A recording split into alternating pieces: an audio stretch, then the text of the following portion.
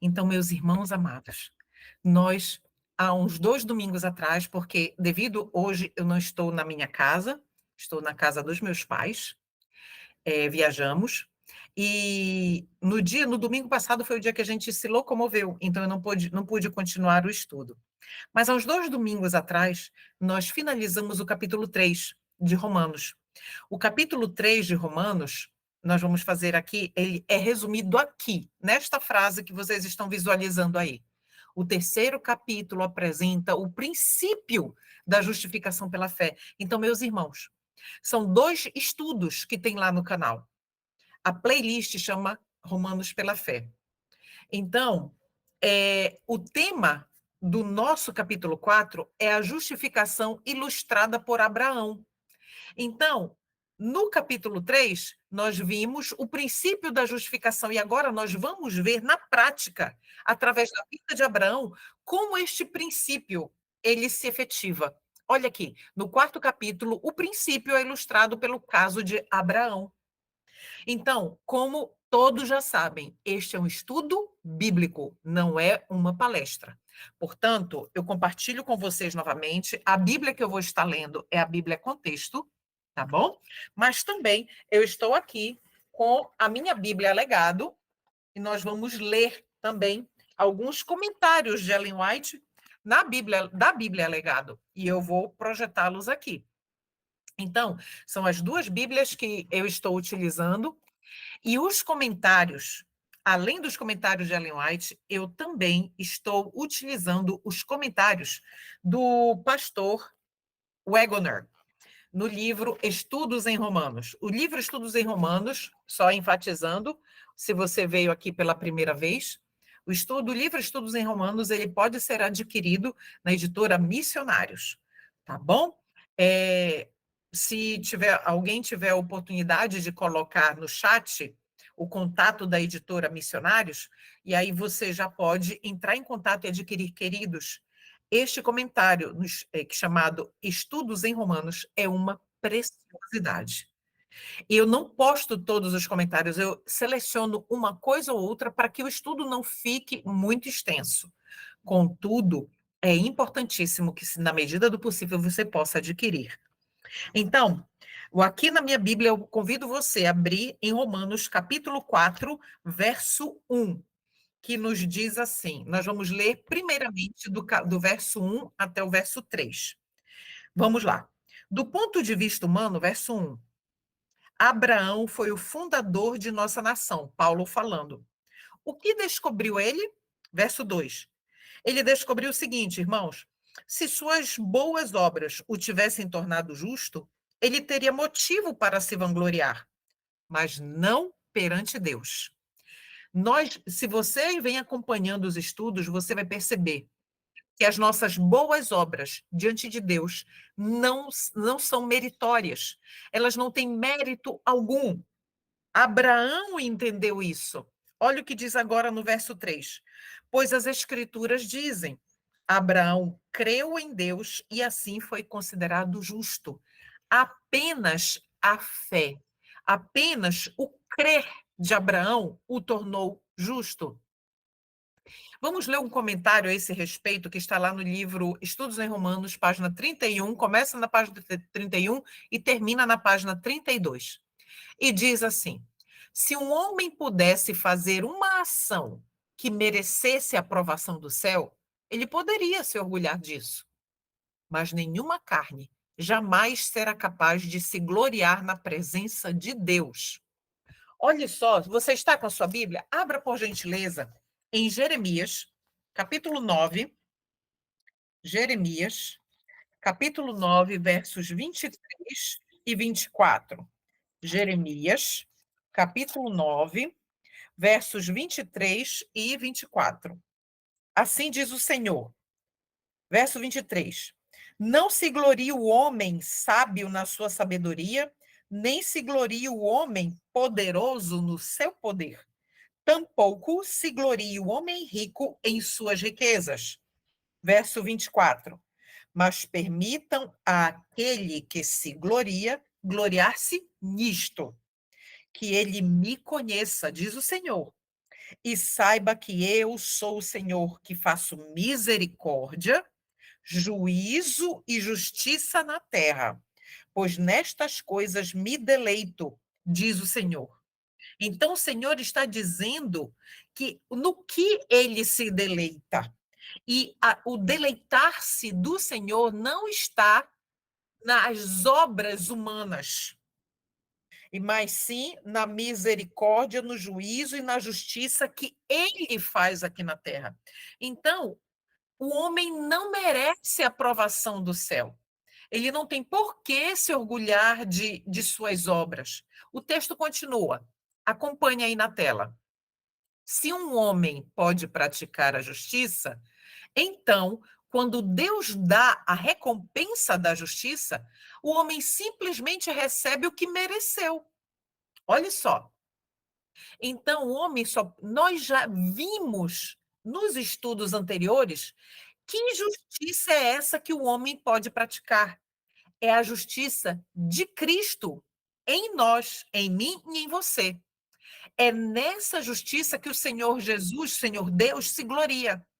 Mas a vida eterna é o dom de Deus, como diz em Romanos 6:23. Então, a vida eterna ela é uma dádiva de Deus. A vida eterna é a recompensa da justiça. E uma vez que é um dom de Deus, só pode sê-lo porque a justiça é um dom de Deus. Queridos, nada vem de mim e de você. A única coisa, vou refrasear. A única coisa que vem de mim e de você, e nós vimos também nos estudos anteriores, é o seguinte: render a nossa vontade, fazer a vontade do Senhor. É apenas nisso. Essa é a única parte humana de todo esse processo, né? E vamos dar continuidade na nossa leitura, lendo os versos 4 e os versos 5. O verso 4. Olha só esta exemplificação que o apóstolo Paulo faz. O salário daquele que trabalha não é um presente, mas um direito. Na versão King James, diz que é uma dívida. Então, o salário de qualquer um de nós que somos trabalhadores, se nós estamos trabalhando para uma empresa, por exemplo, nós começamos a trabalhar, nós não recebemos primeiro para trabalhar.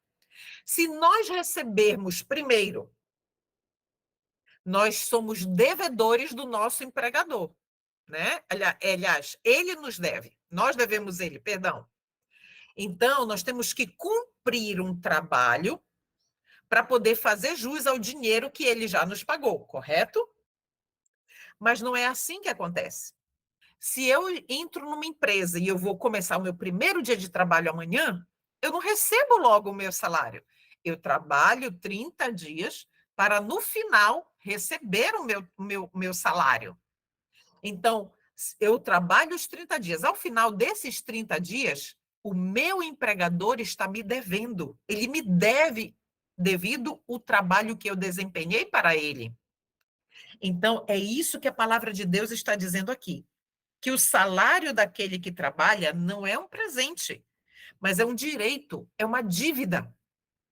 Contudo, verso 5, ninguém é considerado justo com base em seu trabalho, naquilo que faz, mas sim por meio de sua fé em Deus, que declara justos pecadores. A partir do momento em que eu creio que o Senhor Deus, por meio de sua palavra, tem poder para transformar tudo em minha vida e na vida de todas as outras pessoas ao redor. A gente vai entender mais adiante aqui no capítulo 4. A partir do momento em que eu entendo que o Senhor Deus, ele é poderoso para fazer a sua palavra se cumprir na minha vida, e eu, pela fé, eu aceito isso como uma verdade para a minha vida e vivo segundo esta verdade, então o Senhor me declara justa diante dele. Isso vai ficar mais claro adiante. Vamos ler o comentário desses dois versos, 4 e 5, em Estudos em Romanos, página 32, diz assim: o perdão dos pecados não é simplesmente uma transação bancária, uma quitação de contas passadas. Queridos, isso precisa ficar muito claro. Quando a gente fala de justiça pela fé, nós falamos de perdão pela fé. Para que o Senhor Jesus nos declare justos, primeiro, nós precisamos ser perdoados. Ninguém é declarado justo em pecado, cometendo pecados conhecidos, acariciando pecados conhecidos. É preciso um passo a passo. E nós já estudamos esse passo a passo. É preciso que, primeiro, nós reconheçamos, isso foi no estudo passado, nós precisamos reconhecer. A partir do momento que nós nos reconhecemos, vem o arrependimento e a confissão. A confissão nada mais é do que abandono do pecado e o clamor a Deus para que Ele nos limpe da mancha, da mácula do pecado. E o Senhor, quando nós fazemos esse passo a passo, nós percorremos esse trajeto de perdão, o Senhor Deus nos concede o perdão e nos declara justos. Então, o perdão dos pecados não é simplesmente uma transação bancária, uma quitação de contas passadas. Ele tem uma relação vital com o próprio homem. Não se trata de uma obra temporária. Agora, muita atenção nessa parte que eu deixei marcada de azul. Cristo dá a sua justiça. Olha como é o processo que ocorre. Depois que eu reconheci, me arrependi, confessei e abandonei, Cristo dá a sua justiça, tira o pecado e deixa a sua justiça lá, na cleuma, coloque o seu nome. E isso faz uma mudança radical na cleuma. Coloque o seu nome. Nós precisamos tornar isso que nós estamos lendo prático. Quando você coloca o seu nome, isso eu aprendi com meu esposo. Quando você coloca o seu nome nas Sagradas Escrituras e nos textos que nos conduzem a Cristo, toda a teoria ela se torna prática. Então, nós vamos ler mais um comentário, desta vez da serva do Senhor, a respeito do verso 4 e 5, no capítulo 4. Está em Fé e Obras, página 100 e página 101. Queridos, que citação abençoada. Vamos ler juntos. A lei requer justiça. E essa é a dívida que o pecador tem com a lei. A gente estudou bastante sobre esse aspecto da lei no estudo passado. Por favor, se você não viu, vá lá no canal, reveja. Veja. Então, o pecador tem essa dívida com a lei, porque a lei requer justiça. Se a lei requer justiça, olha o que diz depois, a parte que está sublinhada. Mas ele, o pecador, é incapaz de a apresentar. Nós não podemos, nem eu nem você, somos incapazes de apresentar a justiça perfeita que a lei requer. O texto continua. A única maneira pela qual pode alcançar a justiça é mediante a fé. Pela fé, ele pode apresentar a Deus os méritos de Cristo. E o Senhor lança a obediência de seu filho a crédito do pecador. Mas vamos parar bem aqui no pecador. Mas quando é que isso aqui ocorre? Quando nós já passamos pelo processo de arrependimento, confissão e abandono. Lembra que o Senhor Jesus Cristo imputa, ele transfere a sua justiça para nós e fica lá a justiça de Cristo sobre nós? O texto continua. A justiça de Cristo é aceita em lugar do fracasso do homem. E Deus recebe, perdoa e justifica a alma arrependida e crente.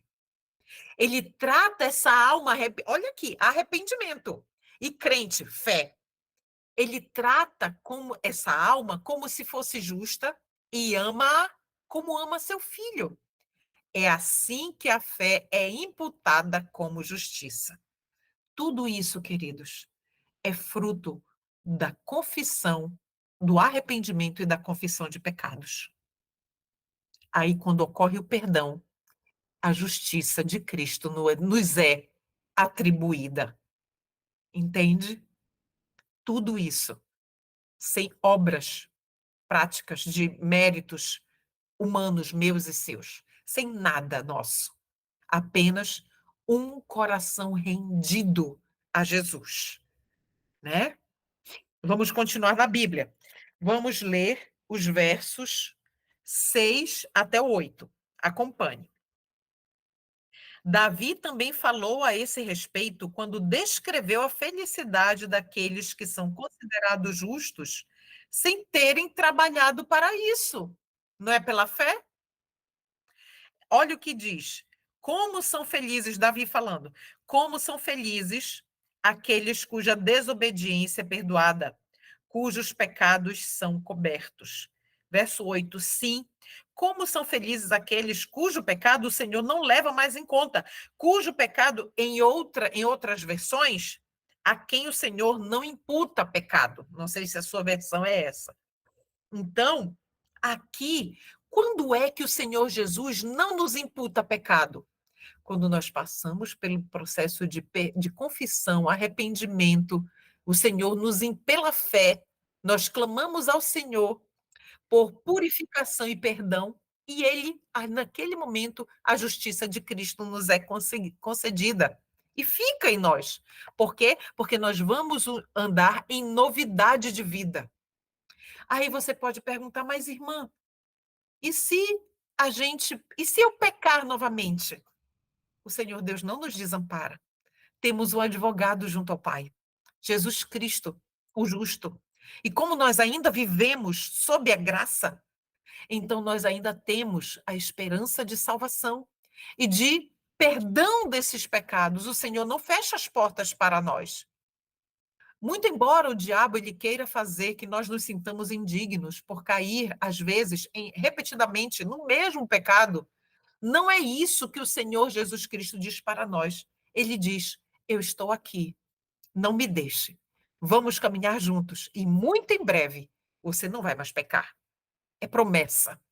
Então, vamos ler o comentário do Estudos em Romanos, na página 32, que diz assim: esses versos descrevem a bem-aventurança do homem a quem Deus atribui justiça sem o quê? Sem obras. Aí você pode dizer assim, a gente já estudou sobre isso, no capítulo 1 ou 2. Então você pode dizer, então quer dizer que eu não tenho que fazer nada para poder receber a justiça de Cristo? Em termos de obras práticas, não. Mas pela fé, arrependimento, confissão, abandono e clamor por perdão. Essa é a nossa parte também. Agora, olha o que diz aqui. Vamos entender. Primeiro, a justiça foi imputada a Abraão porque ele creu. E depois ele recebeu o sinal da circuncisão, como selo da justiça da fé que ele tinha antes. Então, vamos entender isso na linha do tempo. O Senhor Deus declarou Abraão justo quando Abraão não era circuncidado. Só tempos depois foi que o Senhor instituiu o ritual da circuncisão, e quando ele instituiu este ritual da circuncisão, Abraão já havia sido declarado justo antes, por sua fé. Ali, a circuncisão nada mais era do que, digamos, a confirmação física, um selo, como diz o texto aqui, da justiça pela fé, da justiça da fé que Abraão já tinha antes, não é? Então, vamos continuar a leitura. Pegue aí na sua Bíblia o verso 9. Vamos ler do 9 ao 11. Aqui no verso 9, a partir do verso 9, nós vamos compreender melhor essa questão da circuncisão. Vamos lá. Por acaso, essa bênção é apenas para os judeus ou se estende também aos gentios incircuncidados? Vamos lembrar do contexto, é Paulo que está nos falando aqui. Então, na época de Paulo, ainda existia muita controvérsia entre aceitar os gentios como sendo parte dos cristãos conversos, sem a necessidade de passar pelo ritual da circuncisão. Então, existia ainda essa controvérsia, né? Essas dúvidas, esses questionamentos. Então, Paulo faz aqui essa pergunta, né? Por acaso essa bênção, a bênção da justiça pela fé, de ser declarado justo pela fé, é apenas para os judeus ou se estende também aos gentios incircuncidados? Já dissemos, Paulo responde, já dissemos que Deus considerou Abraão justo por meio de sua fé, quando ele não era circuncidado. Verso 10. Mas como isso aconteceu? Ele foi considerado justo somente depois de ter sido circuncidado ou antes disso? Está claro que foi antes dele ser circuncidado. Verso 11. A circuncisão, muita atenção agora no verso 11, por gentileza. A circuncisão era um sinal de que Abraão já possuía fé e de que Deus já o havia declarado justo, mesmo antes dele ser circuncidado. Portanto, Abraão é o pai daqueles que têm fé. Então, os gentios não entram aí? Entram, os que têm fé. Mas não foram circuncidados. São gentios. Eles são considerados justos por causa de sua fé. Então, meus irmãos, sabia que o mesmo se dá com o batismo? Vou fazer uma pergunta e vocês respondem aí na mente de vocês.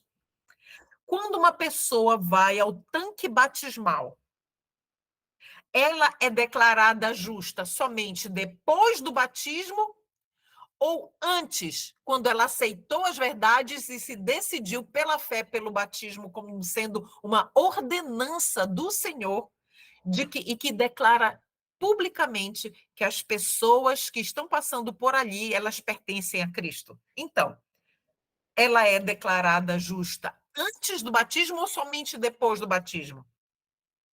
Antes, meus irmãos.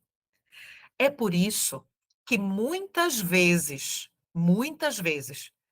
que as pessoas, elas aceitam pela fé a Cristo como seu único e suficiente Salvador, mas por alguma fatalidade não conseguiram descer às águas, elas elas são declaradas justas por sua fé.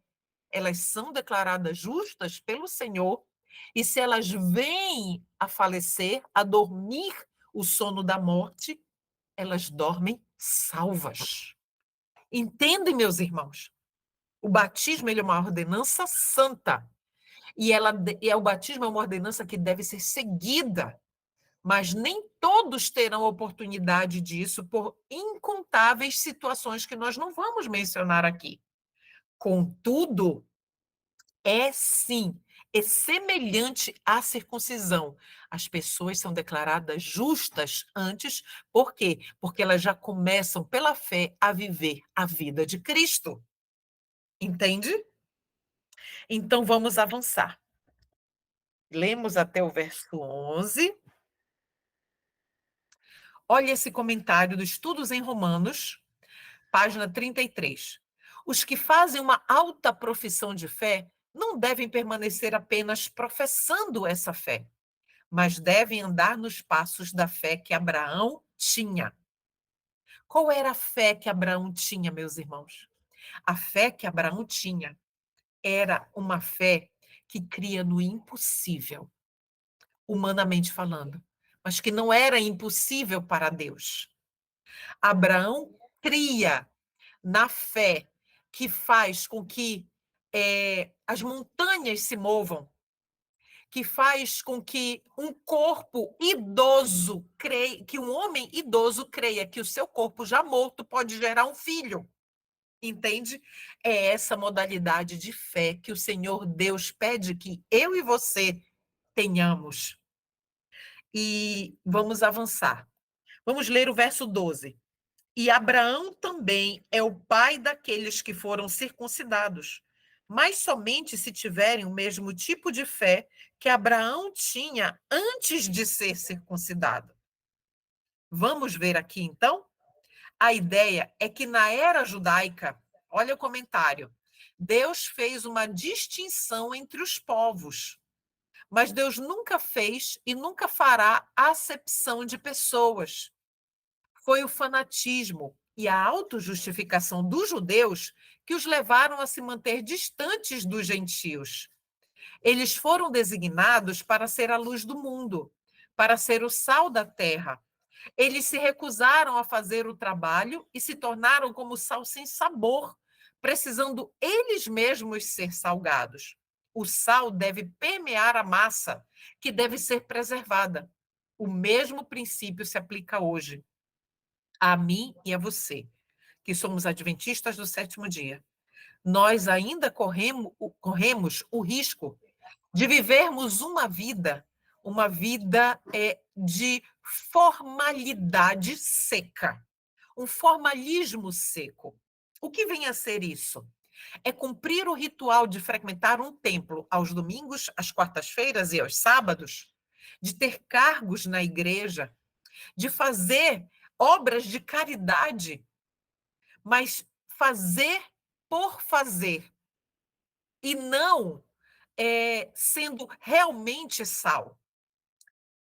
O meu esposo fez um comentário hoje voltado para para nós que somos conhecedores das Sagradas Escrituras, que todas as boas obras que nós praticarmos, obras de caridade, de ajuda humanitária, como está tendo agora nesse período lá no Sul, isso falando num contexto de pessoas que possuem luz, tá bom? Todas as nossas obras de caridade, elas são vãs, meus irmãos, se nós viermos a negligenciar a nossa comunhão pessoal. Porque então, o que vai acontecer? As obras vão ter preponderância, não que elas não sejam necessárias, porque elas são muito necessárias. O nosso próximo é um mandamento, amar ao próximo como a nós mesmos, mas nós não podemos negligenciar a nossa comunhão pessoal, porque senão nós deixamos de ser sal e nós simplesmente nos tornamos reprodutores de bons comportamentos, entende? Então, nós precisamos avançar no conhecimento de toda a verdade, para que nós não caiamos no erro fatal que os judeus caíram, de terem sido desprezados como nação, como foram. Deus não os quis mais como nação representante do Senhor. Por quê? Porque eles deixaram de ser sal. Vamos ler Romanos 4, verso 13. Eu vou tirar aqui da tela apenas para nós lermos a Bíblia. Leia aí na sua sagrada escritura.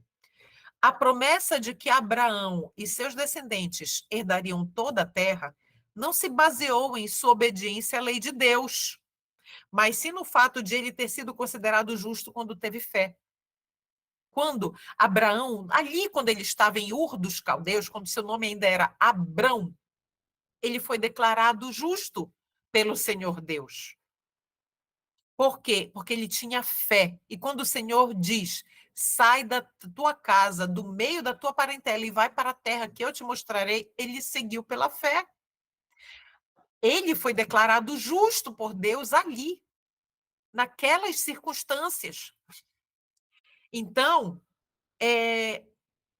a promessa de que Abraão e seus descendentes herdariam a terra veio neste momento. E olha o que Estudos em Romanos, o comentário nos diz. Antes de nós avançarmos, pegue a sua Bíblia, por gentileza, e abra em Gênesis, capítulo 1. Gênesis, capítulo 1, perdão, 12. Capítulo 12. Nós vamos ler apenas do verso 1 ao 3. 1 ao 3. Vamos entender o chamado de Abrão. Diz assim o Senhor. Ora, eu estou lendo na versão King James, tá? Na minha Bíblia é Legado. Ora, o Senhor havia dito a Abrão: sai-te do teu país e da tua parentela e da casa de teu pai, para uma terra que eu te mostrarei. Verso 2: e eu farei de ti uma grande nação, eu te abençoarei e farei teu nome grande, e tu serás uma bênção. verso 3, até aqui o 3. E eu abençoarei os que te abençoarem, e amaldiçoarei os que te amaldiçoarem. E em ti, em Abraão, todas as famílias da terra serão abençoadas. Nós estamos incluídos aqui em todas as famílias da terra, então nós somos herdeiros dessa promessa também. Então, meus irmãos, o Senhor Deus fez essa promessa a Abraão, e Abraão fez o quê? Ele creu. Ponto. Ele creu. Ele creu. Então, o evangelho, vamos ler aqui. O evangelho traz à tona uma herança. Aqui é a herança do Senhor, ele está declarando para nós essa herança. Ele traz salvação da morte, traz vida. E o fato de que a vida é dada implica um lugar para se viver. Portanto, podemos dizer, em relação a tudo o que o Evangelho traz, que ele dá aos homens uma herança eterna. Queridos, a palavra de Deus, nos dá a herança eterna. O texto continua. A doutrina da herança dos santos é a doutrina da justificação pela fé. É por isso que a justiça pela fé está de Gênesis a Apocalipse. Mas o livro de Romanos trata especificamente, mais do que todos os outros na Bíblia, trata sobre os princípios corretos e claros a respeito da justiça de Cristo pela fé. E o texto continua. E se não pregarmos a justificação pela fé, ao pregarmos a herança dos santos, não estaremos pregando o evangelho. Ou seja, você que dá estudos bíblicos, você precisa, os seus estudos bíblicos, a partir de hoje, eles não podem ser isentos da justiça de Cristo. Não podem mais. Falou sobre o dízimo, sobre o batismo, sobre o mandamento esquecido, falando sobre os princípios de saúde, falando sobre os princípios de relacionamento. Tudo deve estar permeado pela justiça de Cristo. O texto continua. A herança prometida é a mesma que foi prometida aos pais e não se refere a este mundo atual. Queridos, vamos ler, por gentileza, para nós entendermos melhor o que diz 2 Pedro. Abra sua Bíblia, por favor, em 2 Pedro, capítulo 3, verso 4. 2 Pedro, capítulo 3, o verso 4 diz assim: E dizendo, onde está a promessa da sua vinda? Porque desde que os pais dormiram, todas as coisas continuam como eram desde o princípio da criação, né? Então, muitos nos questionam, muitos ainda questionam quando nós falamos da breve vinda de Jesus. Só que a promessa foi feita e ela se cumprirá. Não tem como falhar. Esta herança, ela é uma herança imutável, que é impossível nos ser negada. Vamos complementar em Atos, capítulo 7. Vamos para o livro de Atos, capítulo 7, verso 5. E não lhe deu nela herança alguma, nem sequer o espaço de um pé, mas prometeu que lhe daria a posse dela, e depois dele a sua semente, não tendo ele ainda filhos. Está falando aqui de Abraão. Então, meus irmãos, Abraão, quando saiu dali de Ur dos Caldeus, nem o tamanho de uma pisada de um pé Abraão não tinha, fisicamente, concretamente falando. Mas o Senhor prometeu, olha só, uma herança e uma promessa do Senhor, a partir do momento que ele dá, ela se cumpre. Ele prometeu que ele daria a Abraão e a sua semente uma herança, né? Então, mesmo Abraão ainda sem filhos, o Senhor fala, ele promete, ele cumpre. Então, vamos ler agora dos versos 14 até o verso 22. Vamos lá. Portanto, se a herança prometida, nós estamos falando de herança e de promessa, Portanto, se a herança prometida é apenas para aqueles que obedecem à lei, a fé é desnecessária e a promessa anulada. Você entendeu isso aqui? Isso me chamou muito a atenção. Vamos entender este raciocínio de Paulo, tá bom? Vamos ler bem devagar. Olha o que Paulo está dizendo aqui. Se a herança prometida é apenas para aqueles que obedecem à lei, ou seja, é a obediência humana, a obediência da letra da lei, então, se a herança é só para esses, sim, senhor. Lembra do estudo passado? Quando Moisés estava ali, que ele desceu com as tábuas da lei, que ele leu os 10 mandamentos para as pessoas, e as pessoas disseram para ele, sim, tudo que está escrito, nós obedeceremos. E não era essa a resposta que eles tinham que dar? Qual era a resposta que eles tinham que dar? Sim, nós entendemos que essa é a verdade. E que pela graça de Deus, pelo poder dele, ele fará com que nós obedeçamos. É pelo poder dele, pela graça dele que nós vamos conseguir. Essa deveria ter sido a resposta. Então, Paulo está dizendo aqui que se essas pessoas cumprem a lei, obedecem à lei, como os israelitas lá perto do Sinai disseram que iam cumprir a lei dos 10 mandamentos, então a fé, precisa de fé para isso? Não precisa. Então, se não precisa de fé, corta-se, anula-se a promessa. Entende? Por quê? Porque tudo vai estar concentrado nas ações humanas, na obediência do ser humano. E isso não é justiça pela fé. Vamos continuar no verso 15. Pois a lei traz ira sobre aqueles que tentam obedecer a ela. Olhe só, a ira de Deus, a lei, nós já estudamos sobre isso também. O que é que ela faz? A lei só faz uma coisa, queridos. Ela nos conduz a Cristo. É só isso. Porque ela nos conduz a Cristo ao nós reconhecermos que nós somos incapazes de oferecer à lei aquilo que ela nos pede, obediência perfeita. Nem eu nem você podemos dar. A obediência perfeita que a lei requer é a obediência de Cristo. E isso só é possível quando Cristo nos declara justos. Por meio de quê? Olha que eu estou fazendo uma recapitulação. Quando ele nos declara justos, a partir do momento em que nós reconhecemos o pecado, nos arrependemos, confessamos, abandonamos e somos declarados então, somente então, justos pelo Senhor Jesus Cristo. Entende? A única forma, o verso 15 continua. A única forma de não quebrar a lei é não ter lei nenhuma para quebrar. Então, em outras versões da Bíblia diz o seguinte: onde não há lei, não há transgressão. Não sei se é essa versão. É a mesma coisa que eu estou lendo aqui na Bíblia Contexto. Não, então, a única forma de não quebrar a lei é não ter lei nenhuma para quebrar. Então, se não há não existe lei, então não há quebrantamento da lei. Não é verdade? Transgressão. Mas vamos continuar no verso 16.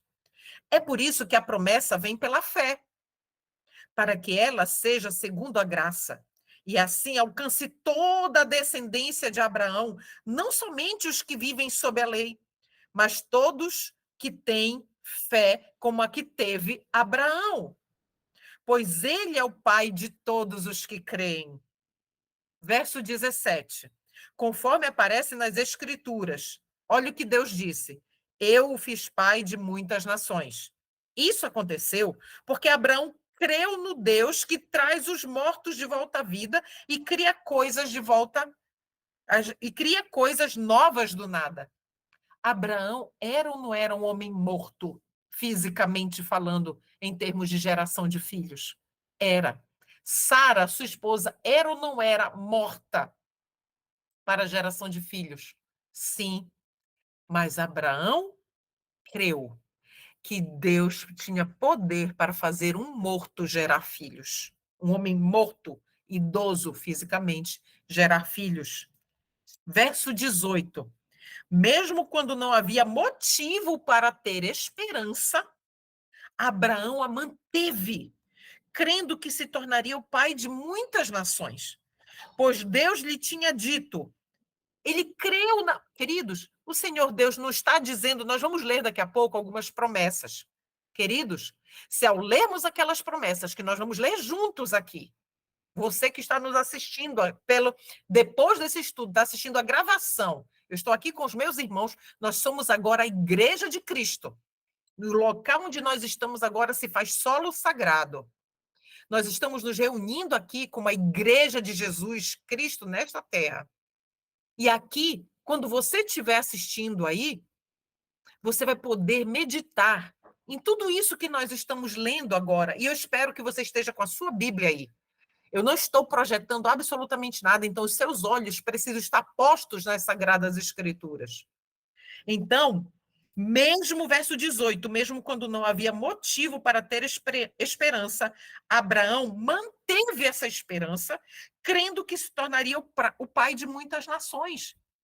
Quando nós lermos daqui a pouco as promessas, se eu e você, eu até adiantei, perdão, volte. Quando nós lermos essas promessas, nós vamos ver aqui claramente, queridos, um teste para mim e para você, de fazer o que, com exatamente o texto bíblico, os textos bíblicos que nós vamos ler, se nós vamos realmente crer pela fé. E crer, sem duvidar. Não crendo que isso é para os outros, isso é para o futuro, isso é para um outro tempo, isso é para uma outra situação. Não. É para mim. Coloque o seu nome. É para você. Entende? Então vamos avançar. Aí, pois Deus lhe tinha dito, ainda no verso 18, esse é o número de descendentes que você terá. Abraão creu, morto fisicamente. E ele creu, sem filhos. Verso 19, e sua fé não se enfraqueceu, embora ele soubesse que aos 100 anos seu corpo, bem como o ventre de Sara, já não tinham nenhum vigor. Verso 20, em nenhum momento a fé de Abraão na promessa de Deus vacilou. É Paulo nos dizendo isso, inspirado pelo Espírito Santo. Na verdade, a fé dele se fortaleceu e com isso ele deu glórias a Deus. Verso 21. Abraão estava plenamente convicto de que Deus é poderoso para cumprir tudo o que promete. O Senhor Deus não disse que lhe daria um coração novo? Você ousa duvidar do Senhor Deus? Se ele prometeu, ele vai cumprir. Nós vamos ler. E o verso 22, que diz o seguinte: por isso, por sua fé, por crer no que o Senhor Deus estava dizendo ali, imediatamente ele creu e aceitou e ponto, ele foi considerado justo. Você deseja ser considerado justo ou justa diante de Deus? Creia. Simplesmente creia. Nós vamos ler agora, juntos, essas promessas de Deus. Coloque o seu nome, lembre, sempre faça isso. Vamos primeiro para Ezequiel, abra sua Bíblia. Eu vou ler na Bíblia Legado. Ezequiel, capítulo 36, verso 26. Ezequiel 36, 26. Assim diz o Senhor. É linda. As promessas de Deus são maravilhosas. A nossa parte qual é? Crer e aceitar. Vamos lá. Um novo coração também vos darei. E um novo espírito eu colocarei dentro da Cleuma. Coloque o seu nome. E eu tirarei o coração de pedra da vossa carne, Cleuma, e lhe darei um coração de carne, Cleuma. O Senhor está prometendo aqui que ele vai fazer isso comigo. Qual é a parte da Cleuma? Nós já estudamos. Render à vontade. E dizer assim, sim, Senhor, eu aceito, permito que o Senhor haja na minha vida e transforme o meu coração mau, de pedra, em um coração de carne. Entende? Vamos para 1 João 1, 9. 1 João, capítulo 1, verso 9. Lindo esse verso, bem conhecido nosso. Se confessarmos os nossos pecados, ele é fiel e justo para nos perdoar os pecados e nos purificar de toda a injustiça. Então, meus queridos, se o Senhor Deus está dizendo que a partir do momento em que eu, Cleuma, eu estou aqui, Senhor, este é o pecado, mais uma vez eu fiz isso contra o Senhor e contra o meu próximo, por favor, Senhor, lava-me com teu sangue, purifica-me, purifica-me, e não permita mais que eu cometa isso, que eu tenha esses pensamentos, estes sentimentos, e diga, nomeie, diga o nome do pecado para o Senhor. E ele vai limpar você. É promessa, está aqui. Impossível. E ele é fiel e justo para nos perdoar. Primeiro, ele nos perdoa. E depois, o que é que ele faz? Ele tira a sujeira de nós. Ele nos purifica. Como duvidar disso, irmãos? Justiça de Cristo é pela fé. Filipenses 4,19. Vamos lá. Filipenses, capítulo 4, verso 19.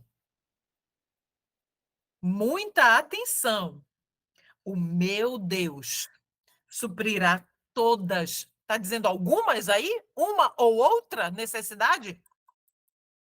O meu Deus suprirá todas as vossas necessidades, segundo as suas riquezas, em glória, por meio de quem? Cristo Jesus. Meus irmãos, se o Senhor está dizendo aqui que ele vai suprir todas as necessidades, eu tenho necessidade de um emprego, de uma fonte de renda, ele vai lhe dar. Ele vai lhe dar. Eu tenho necessidade de vender a minha casa, nós estamos agora precisando vender. E eu não consigo duvidar do meu Deus. Eu tenho certeza que ele vai mandar compradores, sabe? Não duvide. Se a resposta ainda não veio, é porque o Senhor tem um propósito. E ele vai cumprir. Não duvide. Isso é fé. Vamos para Tiago. Vamos em mais uma promessa. Tiago, após Hebreus. Capítulo 1, verso 12. Tiago, capítulo 1, verso 12. Abençoado é o homem que resiste à tentação, porque tendo sido posto à prova, receberá a coroa da vida. Queridos, aqui não está dizendo pode receber, está com o futuro simples, o futuro direto. E esse futuro simples, esse tempo verbal na língua portuguesa, ele é a certeza de que vai se realizar. Olha só, vamos ler de novo. Abençoado é o homem que resiste à tentação, porque tendo sido posto à prova, e eu e você somos provados, receberá a coroa da vida que o Senhor prometeu aos que o amam. Mas prometeu a quem? Aqueles que resistem à prova, resistem à tentação pelo poder de Cristo. É promessa. Ele está prometendo o que para nós? Que ele nos dará a coroa da vida. Porque ele prometeu a todos aqueles. Você ama Deus? Então ele prometeu a coroa da vida para você.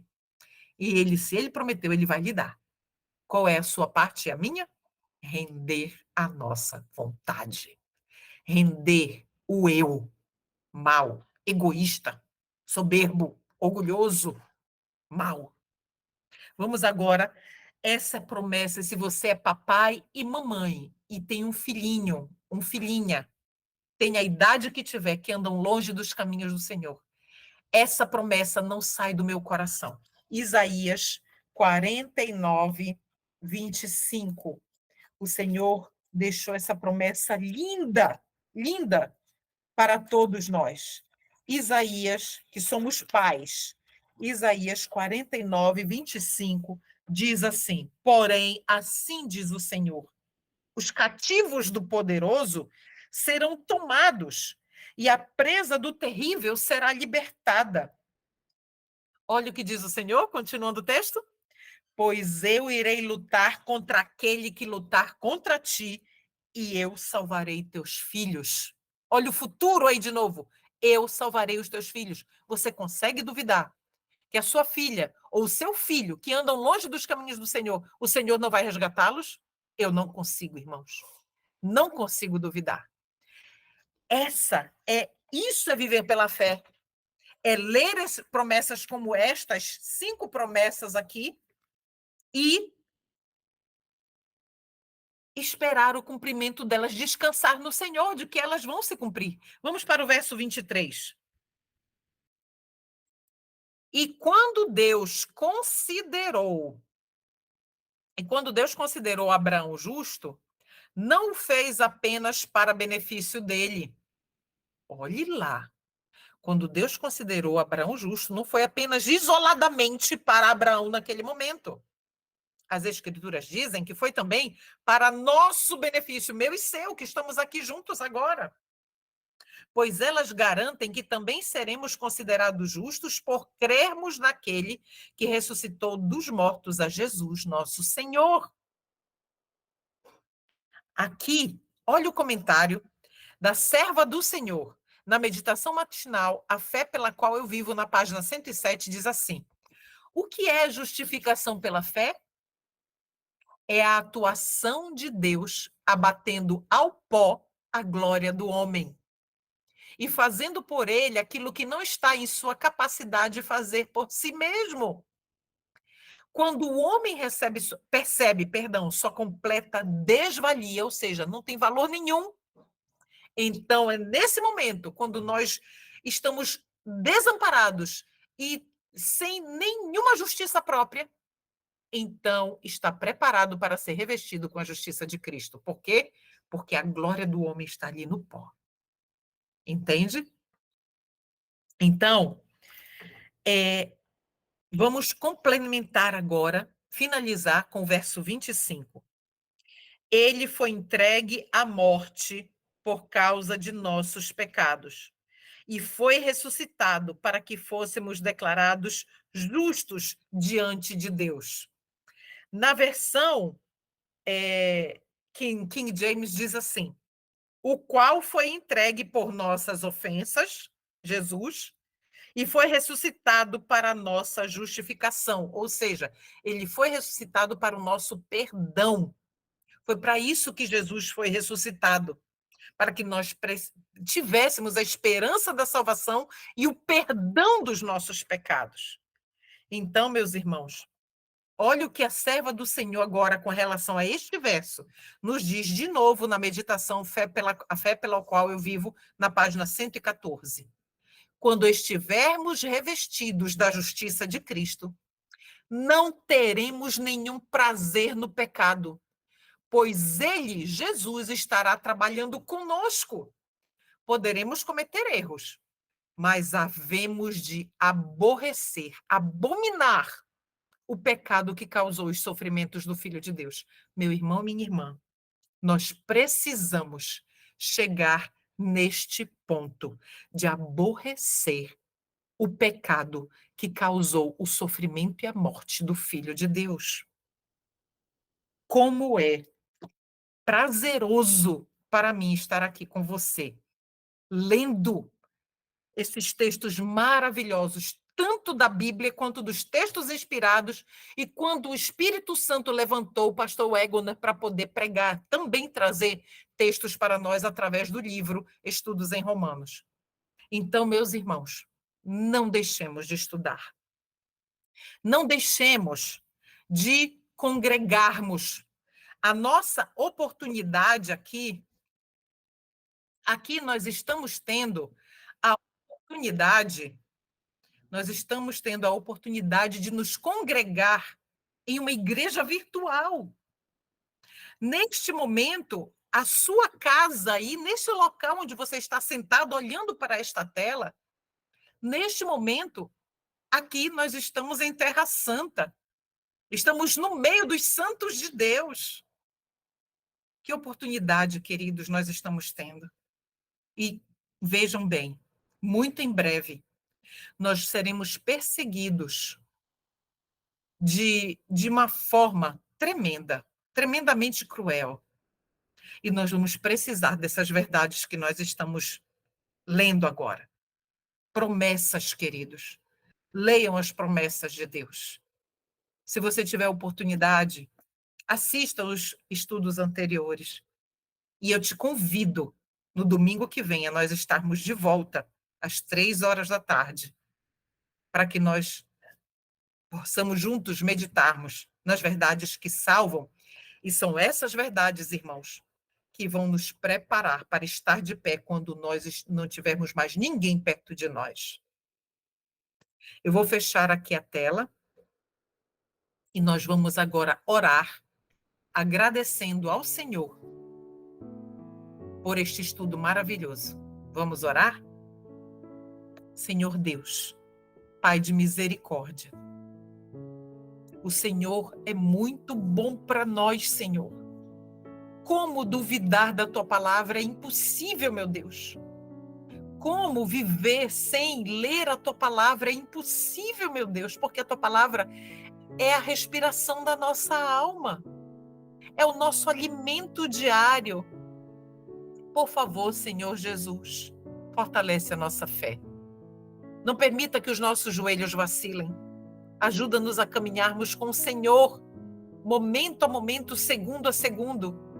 Queremos estar com o Senhor eternamente, queremos ser verdadeiramente sal. Sal, Senhor. Não queremos ser sem sabor. Nos ajude, Pai Santo. Obrigada por ouvir a nossa oração. Obrigada por esses momentos juntos aqui com os nossos irmãos. Nos traga, por favor, nos traga novamente no domingo que vem para estudarmos o capítulo 5 e termos a nossa fé fortalecida pela tua palavra. Te rogamos agradecidos em nome de Jesus. Amém.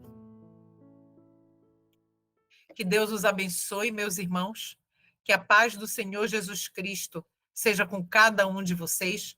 Que os lares de vocês sejam abençoados ricamente. E nos encontramos no domingo que vem, para a honra e glória do Senhor. Fiquem com Jesus.